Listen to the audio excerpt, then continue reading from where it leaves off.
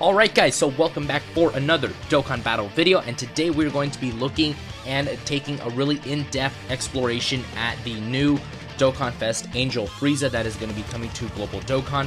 So this was teased in the news.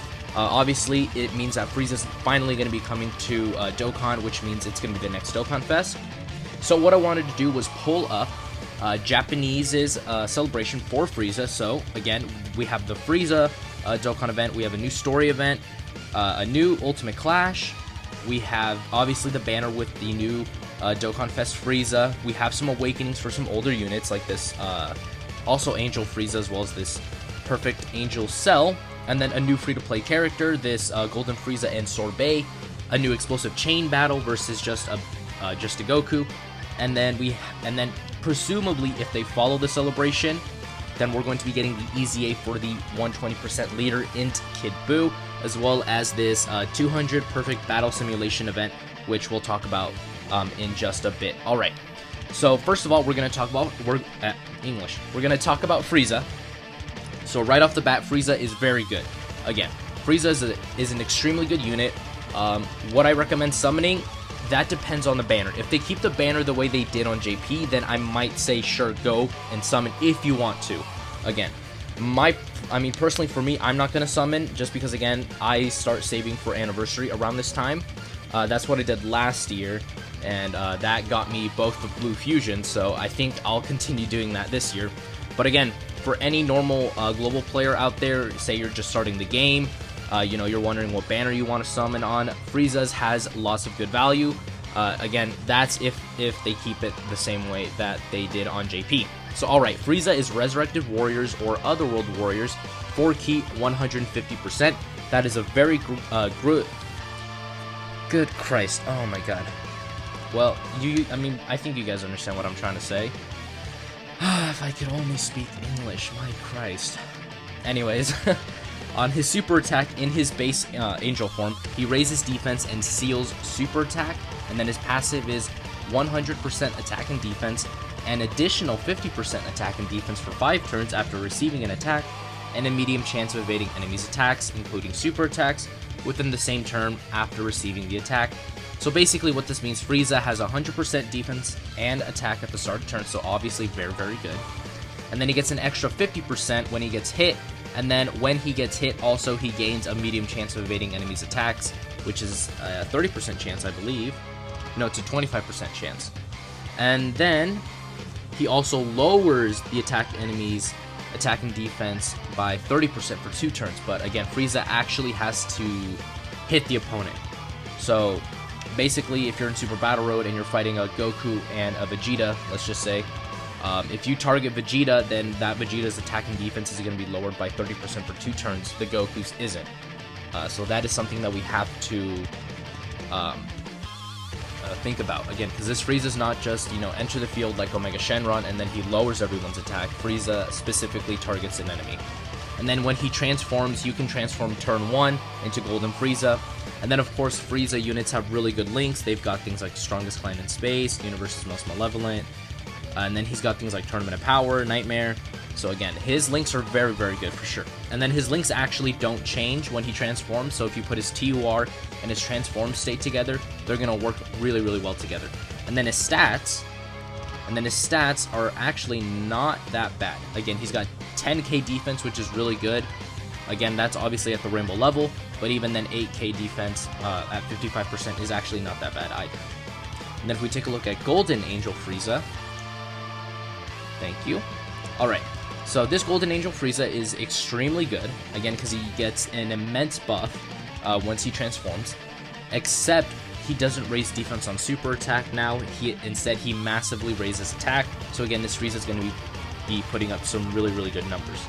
His passive skill is 120% attack and defense at the start of turn, so already very, very good. And then he gets an additional 80% attack and defense and a great chance of stunning the attacked enemy when performing a super attack. Now this is extremely good because, again, when you get attack or defense on super attack, that factors in differently, which means it's going to give Frieza an even greater defensive buff. So again, this Frieza is going to be really good defensively as long as he's able to super first. Again, before he supers, he is going to be a little bit exposed, especially if you only have him at 55%. But, you know, once you super with him and you get that extra 80% attack and defense, he's going to both hit and he's going to tank, I would say, moderately well. And then again, he has a 70% chance of stunning the attacked enemy, which is really good. And then he reduces damage received by 50% when HP is 49% or less. Again, that is extremely good because in Super Battle Road, you're probably going to be under 49% HP for some fights, which means that you then can put this Frieza in the first slot and he is going to tank. And then obviously his links don't change, and now looking at him, this Frieza is a huge buff to the Resurrected Warriors. Full Power, which is a team that I don't think a lot of people talk about, but again, that Full Power team is still pretty good. Otherworld Warriors obviously needs the help, and then Wicked Bloodline, because again, Wicked Bloodline hasn't really gotten a lot of units lately, so again, them having this Frieza is extremely beneficial for them. So again, that was the Frieza. Very, very good unit. Again, turn 1 active skill, if you want to, you can keep him in his base and stack defense. Say, for example, you're in the Legendary Goku event, and you want to stack defense, you can keep him in here, in that form. Or if you want, for more offensive power, you can just immediately transform into Golden Frieza. Alright, so the next unit we're going to be talking about is the Frieza that gets his Dokkan Awakening. So this Frieza, before, was just this SSR, not very good by any means. Very bad, is what I would say, just very bad. And now, with his Awakening, he is good, but he is a little bit limited, and you'll guys see what I'm talking about in a bit. So his leader skill is Tech 3 Key, 90% to stats, so not the best. His super attack, he raises attack and defense, so he is a stacker. The Cell is a stacker as well, just to kind of give you a quick preview. So both of these guys stack, which is really, really good. And then their passive is he gets 120% attack and 100% defense when performing a super attack. So again, this Frieza needs to super attack first. So he's going to be a unit that you want to run in the second slot rather than the first. And then he changes Int Key Spheres to Rainbow Key Spheres, which is really good. And then reduces damage by 40% when all allies are in the Otherworld Warriors category. So this is what I meant by him being a little limited in what he can do. So first of all, again, he's limited in that you have to have him in the second slot, is what I would say if you don't want him to, get destroyed. Because again, he gets his attack and defense on super attack. The good thing, wrong thing. The good thing about this is that he is a Rainbow Orb Changer, which is going to be very beneficial for the Otherworld Warriors team, because again, he changes Int to Rainbow, which is really nice. And then, of course, he gets 40% damage reduction when all allies are in the Otherworld Warriors category. Again, that is the biggest hindrance to him, is that, he has good defense, he has good attack, and then he raises that attack and defense, and he has damage reduction, but again, the issue is he has to have all of his allies be Otherworld Warriors category allies. So again, that is a bit of an issue, but again, it's not as bad as it could have been. Alright, moving on to Cell. Now, Cell, I think, in my opinion, is a little bit better, depending on how you look at it. Now, Cell, of course, raises attack and defense on super attack. He's AGL 3 Key, 90% to stats. His passive is 20% attack and 15% defense per key sphere obtained. He gives all allies 2 key, and with 2 or more rainbow key spheres obtained. So that is very good, so he gives key to allies. And then his attack's effective against all types when all allies are in the Otherworld Warrior category. Now, the reason why I said that Cell is a little bit better is because, again, he's giving key to the whole rotation. He's a super effective against all types, and then he gets... Actually, no, wait. Frieza's better.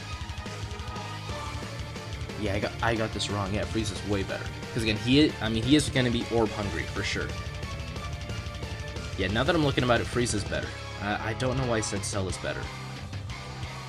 I mean, again, with the stacking and then, of course, with the orbs, they're going to be fine defensively. But yeah. Yes. Frieza's better. Because again, Frieza's going to have that good defense, and he's going to get that damage reduction. And then you want to run Frieza and Cell together because, again, Frieza's going to create the Rainbow Key Spheres, and then Cell needs Rainbow Key Spheres to give his passive buff. And then, of course, he's effective against all types on the Otherworld Warriors category. So, yeah, these guys are good. Again, I would run them as a pair on the Otherworld Warriors team, which, again, now with the Golden Frieza, you can run kind of like an extreme class Otherworld Warriors build, with these two obviously being on the main rotations. And then, let's take a look at this Golden Frieza and Sorbet free-to-play unit. Now they lead joint forces 2 key, 50% to stats. Again, with that leader skill, you know they're going to be getting an easy area, but the only issue is they actually did not get it on JP, as I would have expected. I mean, they're probably saving it for another celebration, maybe like a Resurrection F, celebration. But yeah, I was surprised that they didn't get an easy area, because again, these guys would be very good for extreme tech if they got one.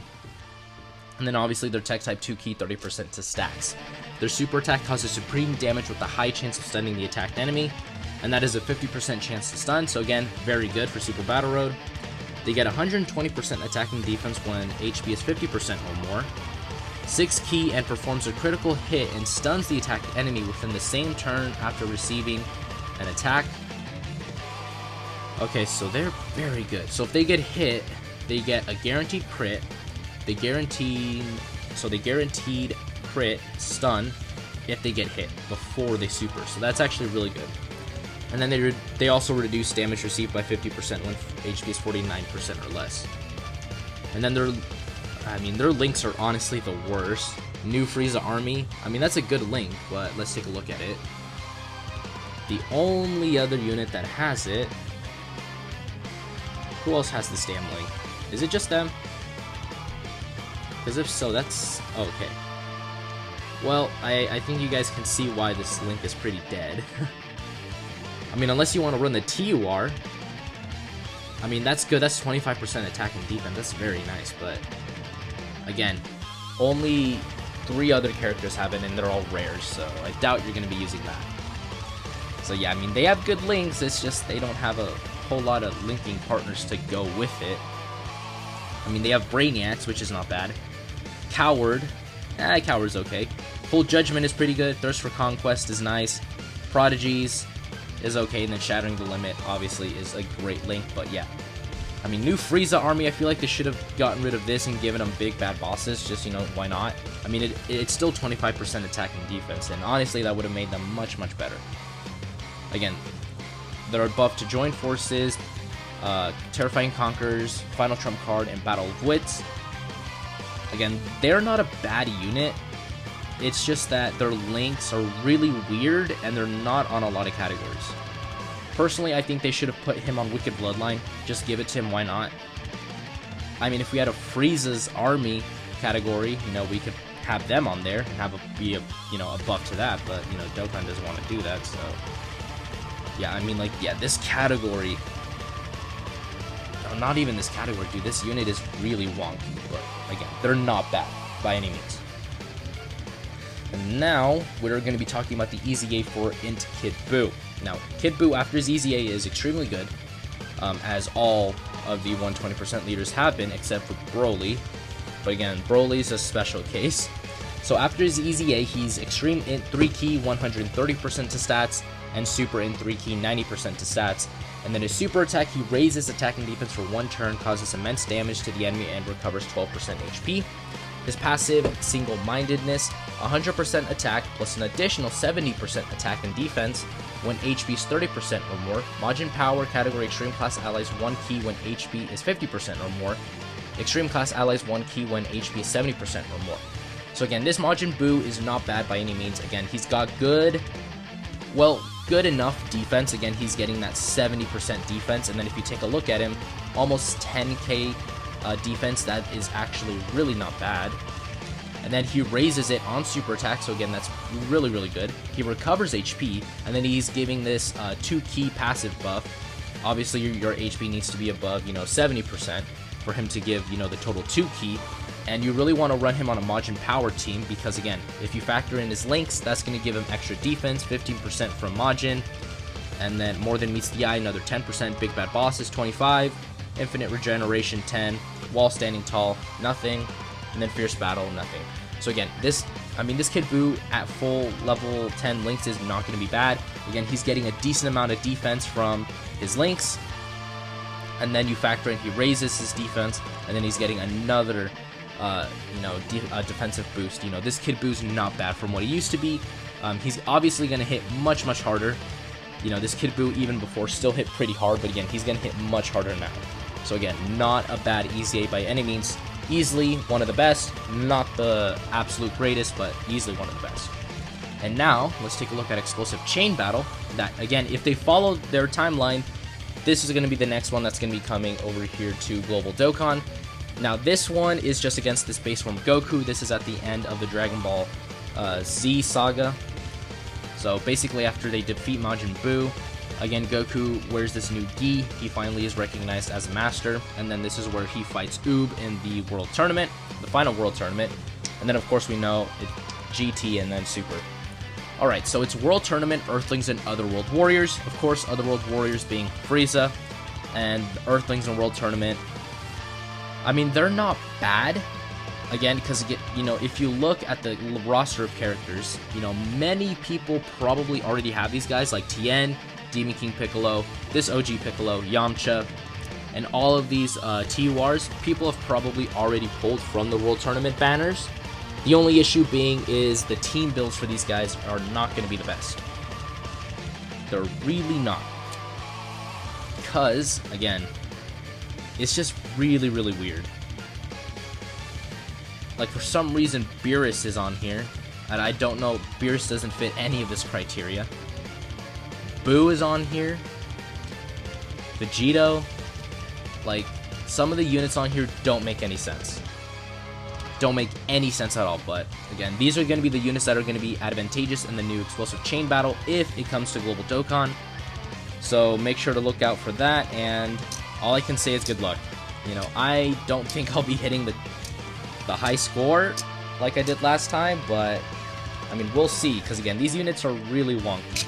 I don't know what kind of team they're going to be going for, maybe like a Hybrid Saiyan, or maybe just like a Pure Saiyan build, or maybe both, but yeah, this is, you know, an extremely weird chain battle to say the least.